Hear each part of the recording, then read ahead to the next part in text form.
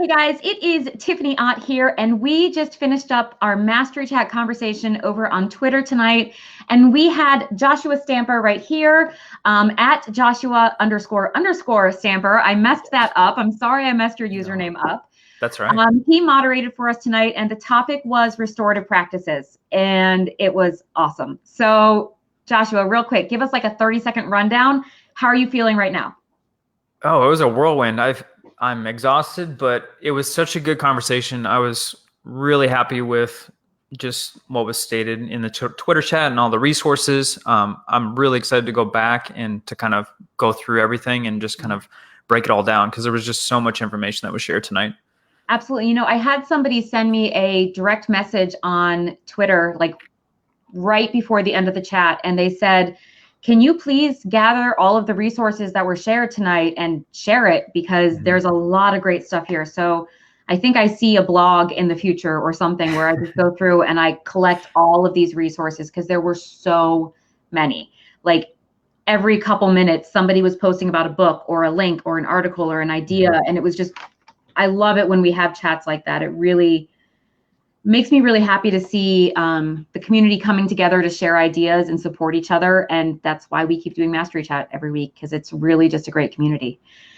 Yes, I agree. So we're going to talk more about the chat, but Joshua, for people who don't know who you are or what you do, can you give us a little like quick bio? Yeah. So I'm an assistant principal in the North Dallas area, and I love the topic of restorative practices. It's something that came about through my experience at a Title I school where we were a very traditional campus. We were suspending kids left and right, and even had some expulsions and things where we were just sending our students right back into a community that was not the best for them and for their well-being. And after spending that time at that campus for 1 year, I just realized that something needed to change as far as the way I handled student discipline. So the other component is me and my wife are foster parents. So we went through the trauma-informed, conferences and all the different learning from trauma and then looking through, just the research with that, just understanding that a lot of our students, and it's a staggering statistic, I think it's like 67% of students have at least one form of trauma that they've experienced in their life. And so when you think about that, and it doesn't matter social economic or where you're at, that's just the nation. Then you start to change your mindset of how is that outlook onto a school? When we address a student that we don't know, the mindset needs to be the fact that they are someone that has trauma in their life and they don't know how to work through a social situation like that. And so kind of my charge and my goal is just to make sure that I'm teaching every educator that I possibly come in contact with that those strategies need to be our norm. It's no longer the day that you can just yell at a kid when they're doing something incorrectly or calling them out in front of an audience. There are much better strategies that we can use to de-escalate situations and really go about teaching instead of being punitive. Yeah. So in addition to my assistant principal role, obviously I have a podcast that I do. It's on leadership. It's the Aspire podcast. And that's just another avenue that I like to talk about, which is leadership development. Yeah, so I'll have to go back, and after the live video is done, I'll put a link in the comments for everybody who's watching directly to that podcast. Make sure you go check it out. Really, really great stuff there. Our team has a podcast, Teach Better Talk, and I always kind of loved the idea of podcasts, but I never consistently listened to them because I always had the excuse of life is busy. But once our team came out with a podcast, I started kind of exploring and listening to other podcasts too, and they're just such a great way to get like in your ear PD at a moment's notice. And so I just love it. So I'll put a link to the Aspire podcast so that people can check that out. Something that you said in that conversation when you talked about the statistic of, was it 67% of students have experienced at least one trauma event in their life?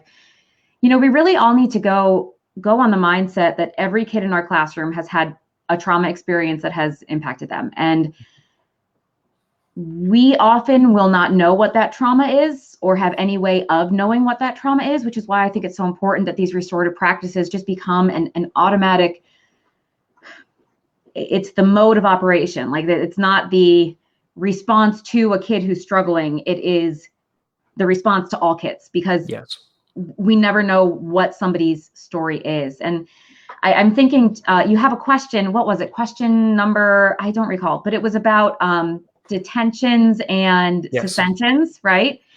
And I just kind of had to giggle because I don't think I've ever assigned a detention in my life. And it's not all because I'm awesome. It's because for the first 6 years of my career, I had no idea how to do it. Like I knew that kids got detentions and I knew that you could like write a referral and send them to the office, but I had no idea what the process was. And I was a new teacher and too nervous to ask anybody, but it actually worked out really beautifully because I've never done it. And I've never needed to, because you just, the conversation with kids is so important. And I found that I was better able to manage any kind of challenge with conversation, with one-on-one discussion, better than it would have ever worked for me to send them to detention or to suspend them. Yes. So I guess I have a great practice for that, but it's mostly because I was clueless my first 6 years. But I'll count it as a win for me, right? Yeah. Even accents are sometimes good things. Yes, absolutely.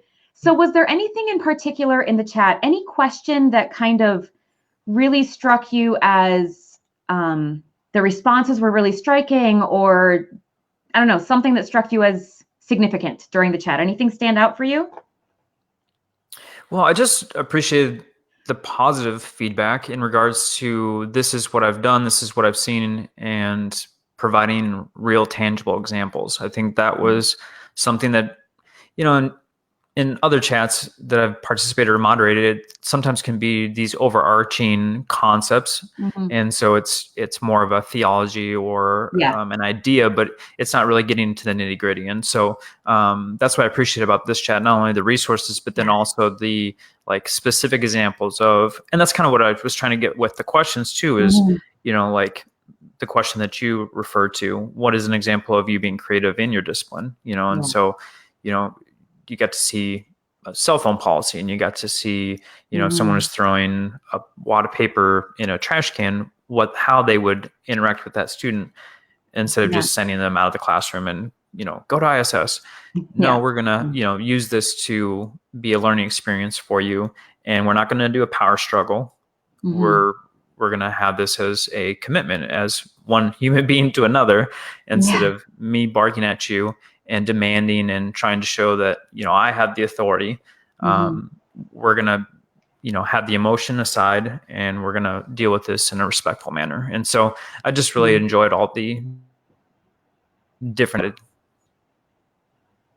Yeah. And there's one thing I really love about our Mastery Chat community that I think is kind of unique in the Twitter chat world, but there's a real vulnerability that a lot of the people who join our chat regularly are willing to show. It's not, here's this idea and here's this idea. It's, guys, I'm struggling with this. Like I had some people, I saw there was a comment, I think from an administrator, talking about the struggle of trying to help their teachers see that, sending a kid out for laps at recess is not going to help correct the behavior. And moments where people are like, I don't know what I'm doing. I don't know how to do this. Here's my challenge. And seeing that vulnerability, I think in such a public forum, always amazes and inspires me with the educators that we have that join us every week. It's really nice, because this is a topic too that, sometimes you have to really examine yourself and see things that you don't love when you're thinking about this topic. And I think it's based on people's experiences. I mean, most of our experiences as students were the traditional form of discipline. So, and where I live in Texas, it's often that a parent or a teacher talks about paddling a student, and I work in a middle school. So for me, like, that's ridiculous. Obviously, I wasn't born and raised in Texas, but I mean, that's, as a child, I went to a school where I saw a principal, paddling students. And I still remember the fear of going in the office, and I think it was like dropping off an attendance sheet. But hearing a kid getting paddled and thinking, I don't ever want to be in that circumstance where, I'm sent to the office to do that. And trust me, I was a terrible student. So there was plenty of opportunities for me to get sent down to the office. Yeah. But my point being is that it's all about our experiences and our mindsets. You know, if you have a teacher that went to a Catholic school and they slapped your wrist with a ruler, well, that's all that you know. Right. And so you equate good behavior with fear. And so to break that down as an administrator, because, you know, you've got a whole spectrum of folks. So, you know, if you have that person that's a part of your staff, and to trying to change that mindset and that viewpoint of, no, that's not how we're going to handle things. And then you start to break down what restorative practice is. That's a very foreign concept. And that's a huge hurdle for any administrator to get over, and to really massage that idea of what that practice is. Because I like that term, massage the idea, because it's like, you know, we do a lot of work where we go into schools or we go into districts and we try and help them learn how to implement mastery learning or student-based learning or community connections or whatever. And it's always a massaging process. Like you cannot go in and be like, this is wrong, this is wrong, this is wrong, do this, because it's just not going to work. And I love so much when I find parallels, and they happen constantly, between the way we as teachers interact with our students and attempt to pull things from our students, and the way administrators interact with their staff, and the way my team and I interact with teachers and administrators in this effort to kind of move.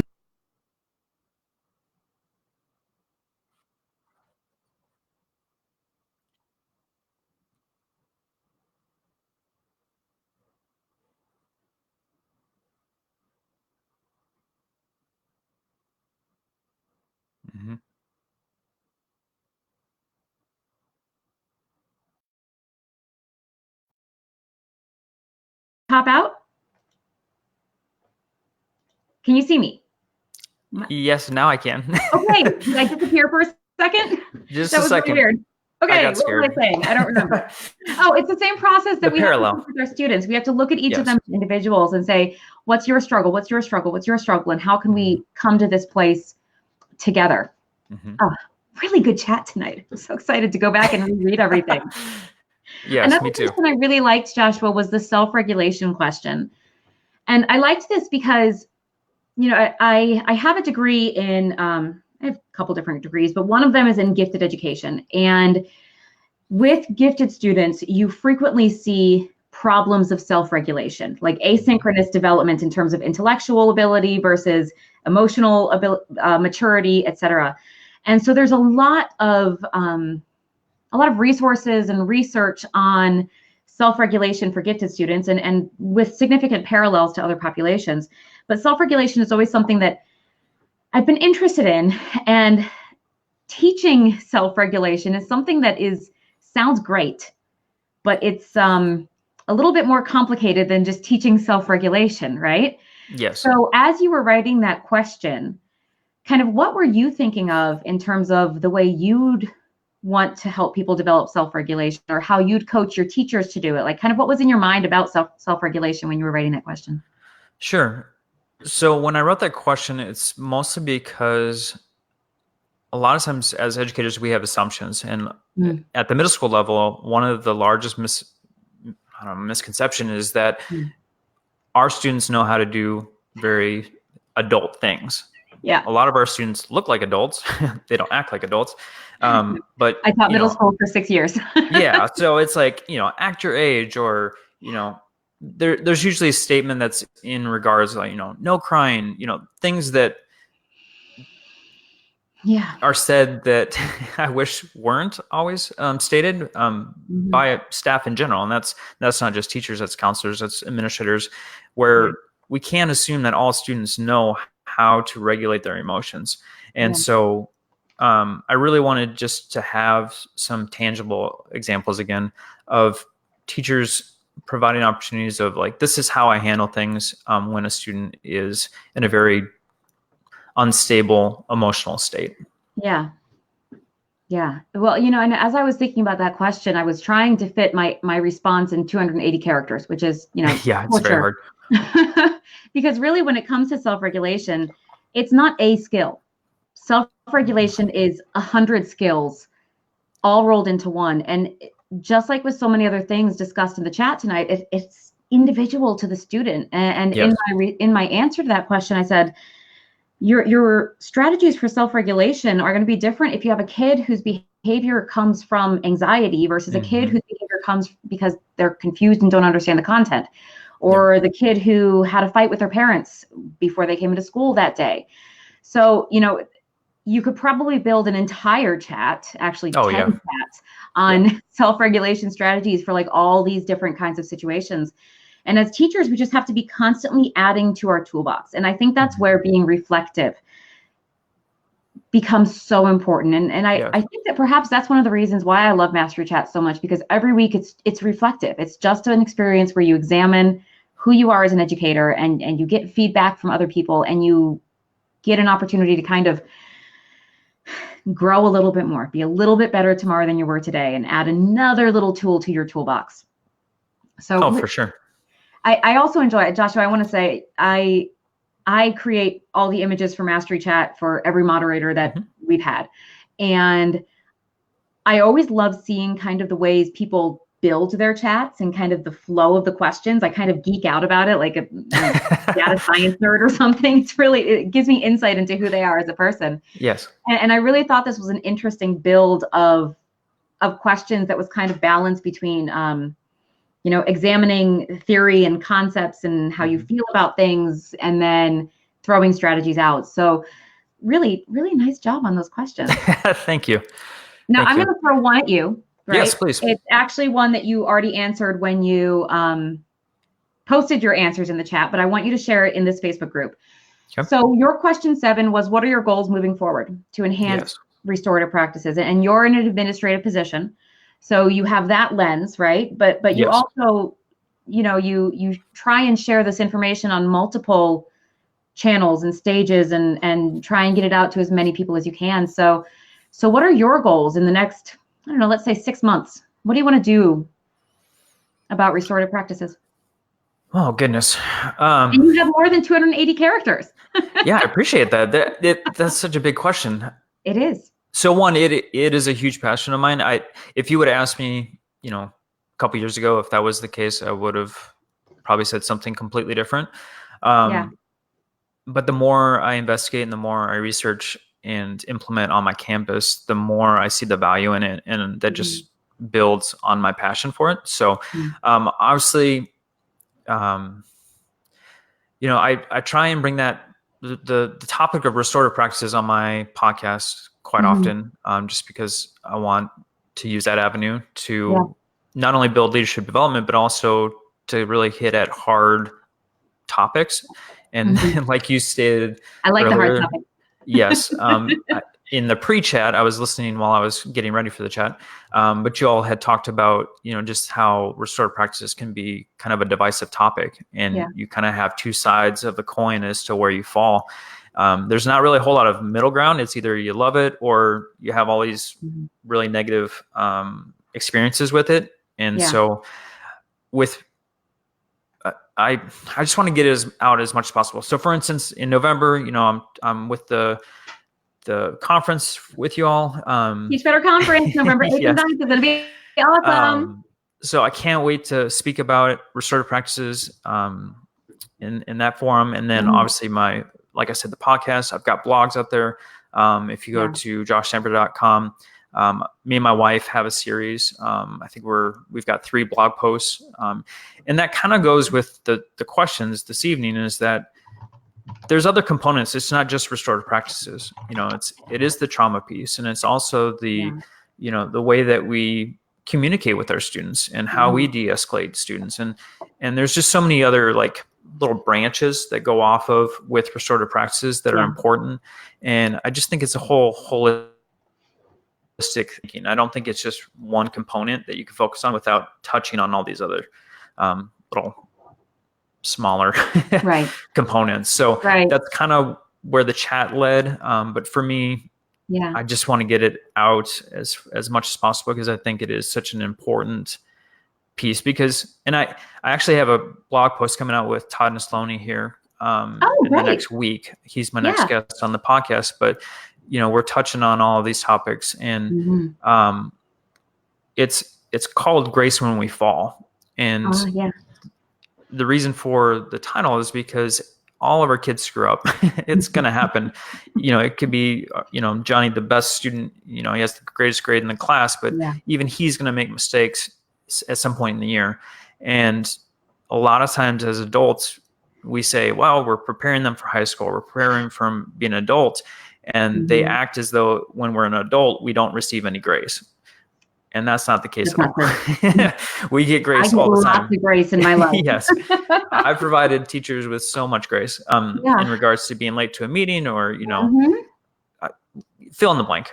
Yeah. You have your cell phone out during a staff meeting. I'm not going to call you out for that.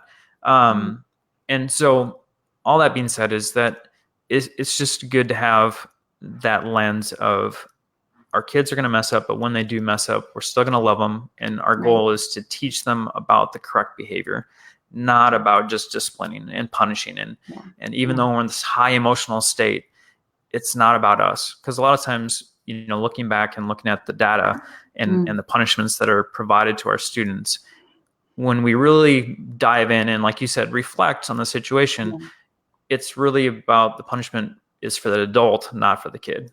Because a lot of times we can't. Like that. Like you need to quote that because that is so accurate. How many times do the teachers feel like they're wronged if the kid doesn't get a punishment that the teacher thinks is appropriate? Yes. Whoa, that was like gold right there. All the I'm just thinking back to the number of times I've been, in a meeting with other teachers or talking in the hall with the teacher, and they're just outraged that the kid didn't get blank. Like, it's not. Shouldn't it be about the kid? It should always be about the kid, and so, and that's what restorative practices, if done correctly, should always be about. Is that the consequences that are provided are related to the offense. Yeah. And what are we putting in place to make sure that yes, there probably is a punishment involved, but to be punitive, isn't the goal. The goal is for them to learn through. The things that we put in place. And so we need to have that reflection piece. We need to have an emotional piece, getting at how did the other people feel when that, negative. I feel blank when you blank. Exactly. Like, let's get down to creating empathy between our, our students and having a common agreement. This person was wronged. How can we at the end come together? And, you talk about soft skills, in which I hate that term because soft skills are much larger than they are. But we're building a whole child. It's not kids don't go to school just to learn academics. They're learning about behavior and how to become young adults. So what better way to do that than to restore relationships?